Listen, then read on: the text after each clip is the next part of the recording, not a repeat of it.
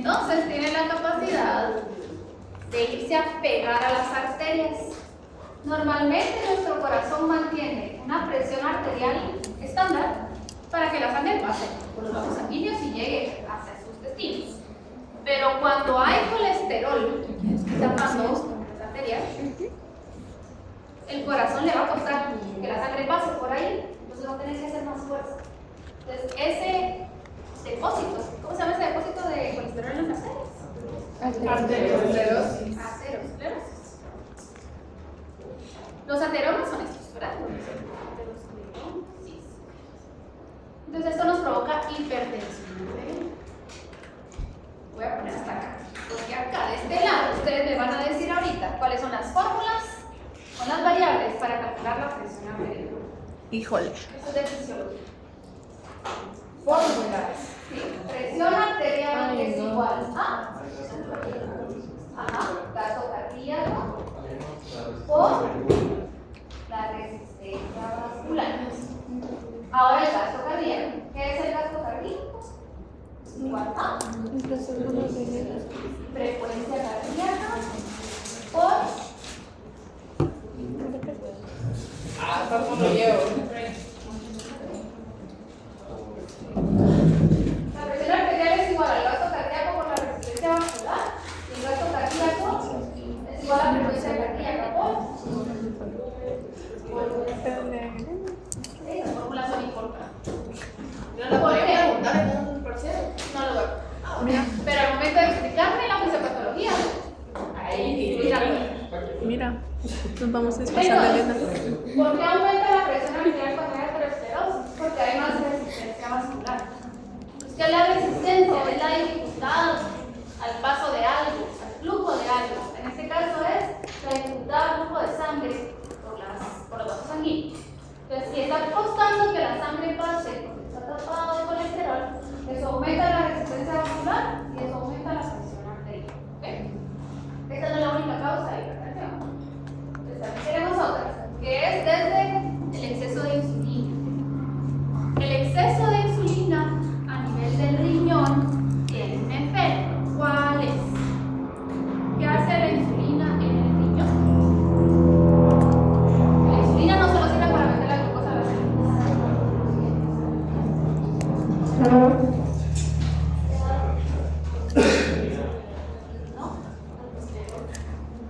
Este es por otro lado.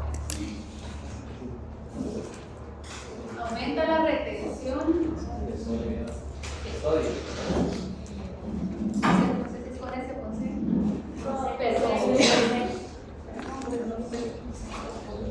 Retención de sodio y agua. Entonces, si aumenta el agua y el sodio, aumenta el volumen sistólico, más agua en la sangre, eso aumenta el gasto cardíaco y eso aumenta la presión. Siguiente. El hacer gluconeogénesis. La gluconeogénesis necesita que se activen ciertas hormonas. Una de las hormonas que se activan cuando hacemos gluconeogénesis es el sistema nervioso simpático. ¿Cuál es el neurotransmisor del sistema nervioso simpático?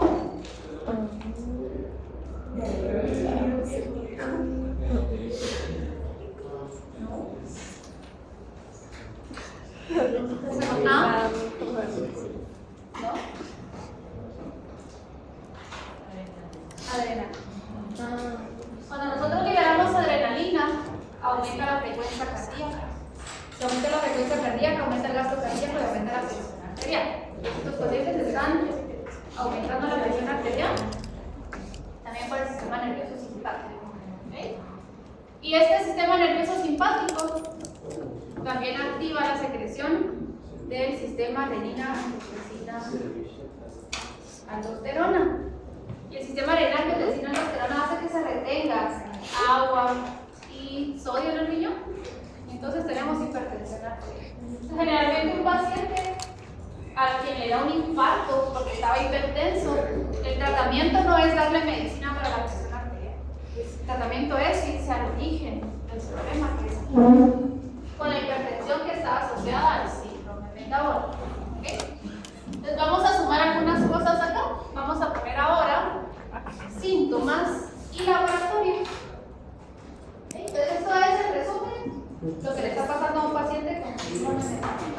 Nada más eso. Vamos a poner laboratorios, les voy a poner en coralito las enfermedades. Entonces, hipertensión arterial es una enfermedad del síndrome metabólico.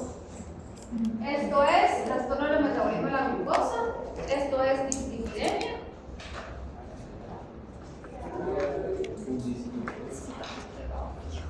Y esto es obesidad.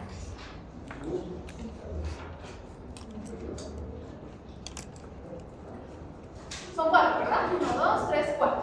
Para que una persona tenga síndrome metabólico tiene que tener 3 de estas 4. Y yo en la clase les dije que ahora hay un quinto. ¿Cuál es el quinto? La inflamación. El síndrome metabólico es un estado protrombótico proinflamatorio. Esta es la inflamación. ¿Okay? ¿Hay otros elementos que nos pueden provocar inflamación sin necesidad de tener obesidad? Sí, claro. Las enfermedades, por ejemplo, el COVID. Hay un trastorno metabólico idéntico en pacientes post-COVID, pero no por obesidad, sino porque se inflamaron los COVID y pasó todo eso. Entonces, a los pacientes post-COVID se les tenía que hacer todos estos controles para ver que no estuvieran desarrollando la enfermedad. Esto es proinflamatorio y esto es protrombótico, porque esta grasa pegajosa facilita a que se le peguen aquí los eritrocitos, las plaquetas, y esto es un trombo, un coágulo de sangre. Es un paciente con aterosclerosis, fácilmente desarrolla trombosis o coágulos en la sangre que pueden tapar todo el flujo de sangre y el tejido se queda sin oxigenación. ¿Qué tejido? Cualquiera en el cuerpo. Puede haber infarto en el cerebro, infarto en el corazón, infarto en el riñón, infarto en el hígado, infarto en el aparato digestivo, por ejemplo, infarto en el mesenterio. Cualquier tejido se puede infartar y eso significa que se está quedando sin oxígeno porque se tapó el flujo de sangre. Entonces, esa es la consecuencia del síndrome metabólico, enfermedades cardiovasculares o problemas vasculares. Ahora veamos laboratorio. Los laboratorios. Aquí dice.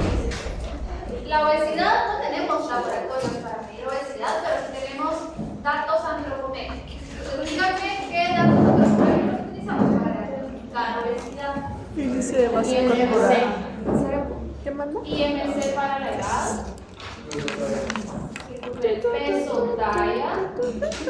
¿Qué más? Circunferencia abdominal. Índice cintura cadera. ¿Una otra? Ok, porcentaje de grasa visceral o grasa subcutánea. Muchas formas de medir.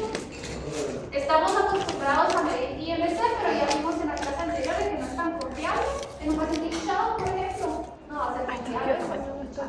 En un paciente muy musculoso o que tenga huesos que pesen mucho, tampoco va a ser confiable. Entonces, por eso nos guiamos de estas hojas. Este es uno. Como medimos la inflamación, esto se puede medir en laboratorios. En los hospitales nacionales no. Pero en los laboratorios privados hay datos de ellos que miden niveles de interleucinas para ver inflamación. También para ver. Pasemos acá, dislipidemia. ¿Qué puedo medir yo para decir que hay dislipidemia? Puedo medir este. Puedo medir este. Puedo medir este y este. Puedo medirlos todos. A eso se le llama un perfil de lípidos. Cuando alguien se hace un perfil de lípidos o panel de lípidos, es porque se miden todos estos. Pero no todos ellos son criterios diagnósticos de síndrome metabólico. Luego vamos a marcar solo los de síndrome metabólico. Pero esto es para diagnosticar dislipidemia. Podemos medir cada uno de ellos. Acá arriba, hiperglicemia. ¿Qué podemos medir? Para ver si alguien tiene hiperglicemia. En ayunas. ¿Cuánto debería tener un paciente en glicemia en ayunas para decir que no está normal su glucosa? Que no está normal. Arriba de 100. ¿Por porque lo normal es de 70 a 100. Si está arriba de 100 hay que ver cuánto tiene. Si está arriba de 126 es diabetes.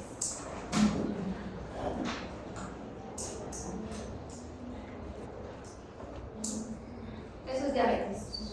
¿Qué hay en medio entre 101 y 125? Prediabetes. Así es. También tenemos prediabetes cuando termina. Podemos medir glucosa postprandial. 2 horas postprandial. ¿Cuánto es lo normal de la glucosa 2 horas postprandial? Lo normal, ¿cuánto es? Abajo de 140 miligramos por decilitro. Abajo de diabetes, ¿cuánto es? 526. Postprandial. 200. Y en medio. ¿Qué hay en medio? Estadio prediabético. Ahí el estadio prediabético acá. Cuando veamos la clase de diabetes en 2 semanas, ahí vamos a ver los prediabetes. ¿Qué más se puede medir ahí? Hemoglobina glicosilada. La hemoglobina glicosilada nos hace referencia a cómo ha estado la glucosa en los últimos 3 meses.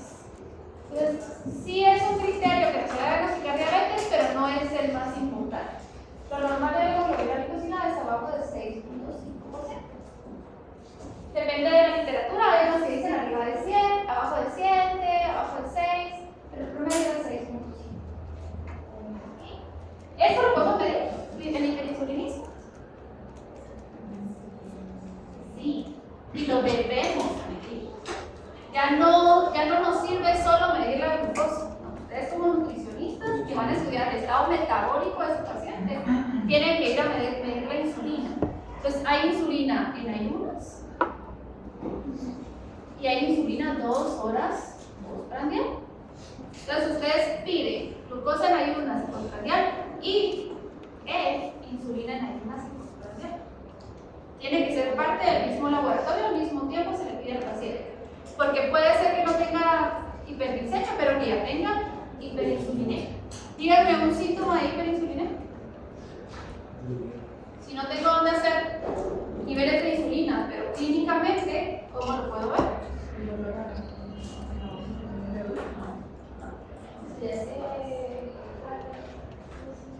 Acantosis nigra. Entonces, sí, si yo tengo un paciente con obesidad que tiene acantosis nígricas, ¿qué es la acantosis nígricas?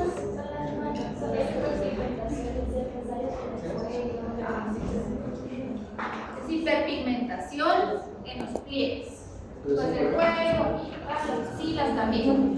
Entonces es bien frecuente que, por lo menos en pediatría, las mamás lleguen y consulten porque su hijo tiene mugre y no se le puede quitar. A mí me han tocado varios así que dicen, es que mire, yo lo baño y le paso aquí el paste y no se le quita, y el niño es gordito. Entonces el niño lo que tiene es acantosis nígricas, probablemente ya esté hiperglicémico, está inflamado y está haciendo todo lo demás. No, porque en la segunda mitad del embarazo hay una resistencia a la insulina fisiológica, pero si ya está marcando, porque la vida sería algo predisponente y tiene riesgo de que tenga diabetes. Pues hasta ahí también, no sé. Entonces, ¿cuál de estos laboratorios son criterios de síndrome metabólico? Es la circunferencia abdominal. Ese es un criterio. El otro criterio es niveles de triglicéridos arriba de 150, colesterol HDL, abajo de 50 en mujeres o 40 en hombres. Y la presión arterial, ¿cuál es el valor normal de presión arterial? 30, 90,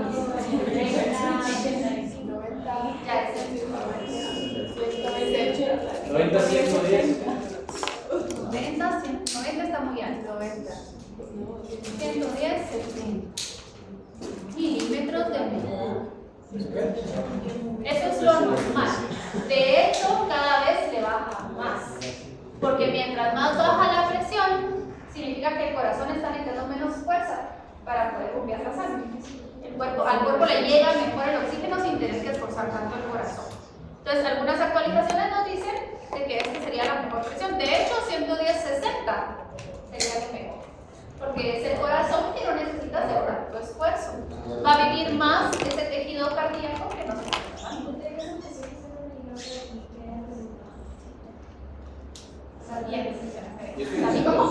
Y la presión también depende del peso, de la altura, porque entonces, ¿qué tanto les cuesta al corazón llegar la sangre a 2 metros de altura?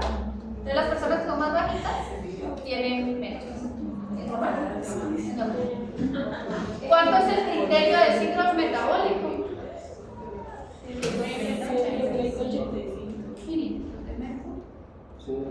¿Cuáles eran los valores de HDL?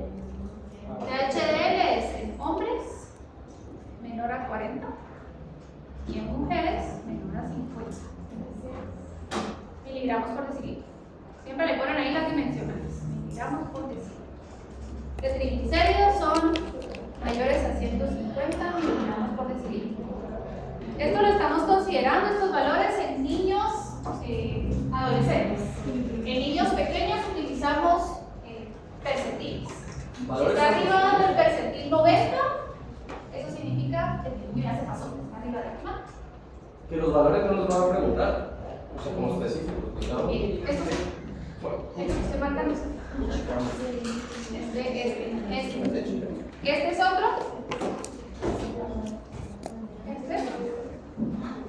Y este. Son 5. Entonces, cuando vemos criterios, tienen que ser 3 de 5 para decir que un paciente tiene síndrome metabólico. ¿Por qué se los puse así? Porque no significa de que si alguien tiene 130/90 no tiene hipertensión, bien. O si alguien tiene elevados, los demás no va a tener glicemia, bien. Cada enfermedad tiene sus propios criterios diagnósticos, pero dentro del síndrome metabólico son esos 5 los que utilizamos. ¿Por qué es importante que puedan ustedes asociar así las enfermedades? Porque de aquí salen muchas complicaciones. Complicaciones que vamos a ver en el otro año, en fisiopatología 2. ¿Qué complicaciones podemos encontrar a grandes rasgos? Entonces, a ver, aquí, hacemos aquí en el centro. Estos ácidos grasos, estos triglicéridos que se están formando, eso está pasando dentro del hígado. Estos triglicéridos se empiezan a guardar acá. Se empieza a llenar aquí de grasa. ¿Cómo se llama esta enfermedad? Hígado graso. Hígado graso no alcohólico. El hígado graso no alcohólico tiene estadios. Y de los estadios finales encontramos la cirrosis y el cáncer de hígado. Entonces, un paciente se puede morir de cirrosis por tener obesidad. Si nunca haber en su vida tomado alcohol, sí se puede. Porque esta inflamación está activando toda esta ruta metabólica que lo lleva a guardar grasa. Entonces, aquí hay hígado graso que lleva a cirrosis y cáncer hepatocelular y cáncer. La insulina. El hiperinsulinismo también tiene muchas complicaciones. En el 50% de mujeres con ovario poliquístico, el problema es que tienen tanta insulina que la insulina hace que la testosterona no se pueda convertir en estrógeno. Entonces tiene mucha testosterona y eso da todas las características del ovario poliquístico. Entonces tenemos ovario poliquístico. ¿Qué más hace la insulina? Está relacionada con hiperplasia celular y angiogénesis en casos de cáncer. Entonces la insulina en exceso provoca cáncer, sobre todo cáncer de res colorectal. Ese es el que está más asociado. Cáncer colorectal. La hiperglicemia, ¿qué va a provocar? Diabetes. La diabetes es irreversible. Acá. Y vamos a agregar una esta aterosclerosis va a provocar la formación de trombos, habíamos dicho, ¿verdad? Que está aquí. ¿Qué prueba puedo yo medir para ver si una persona está coagulándose de más? ¿De coagulación?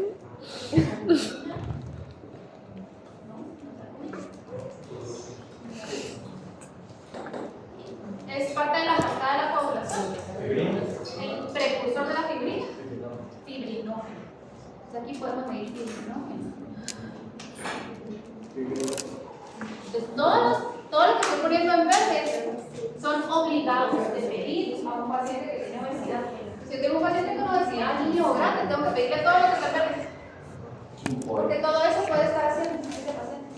puede estar coagulándose, puede tener ya hígado graso. Aquí, por ejemplo, hay laboratorios para ver hígado graso, lo voy a decir ahorita, lo vamos a ver de actuar.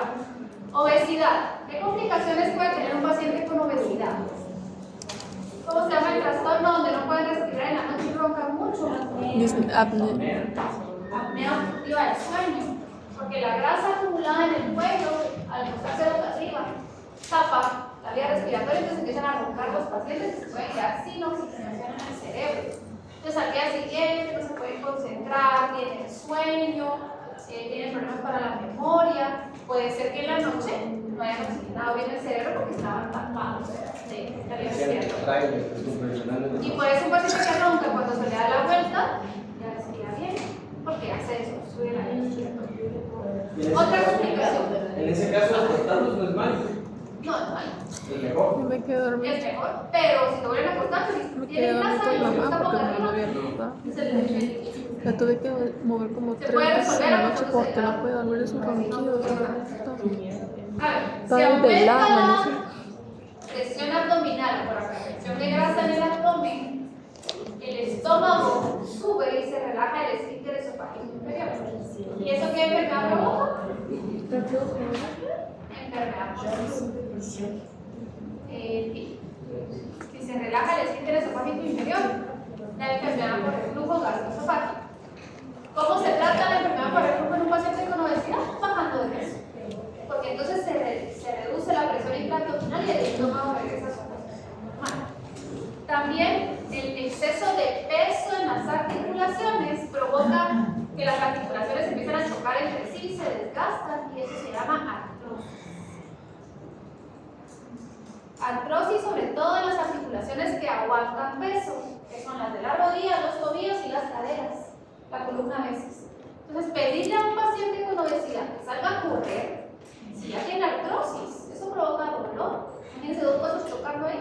Entonces, hay que ver, ¿verdad? También el tipo de actividad que uno sugiere, si alguien va a hacer aquí nutrición del deportista, qué tipo de actividad se sugiere y siempre tiene que ir acompañado de evaluación por fisioterapia para ver qué tipo de actividad se está poniendo.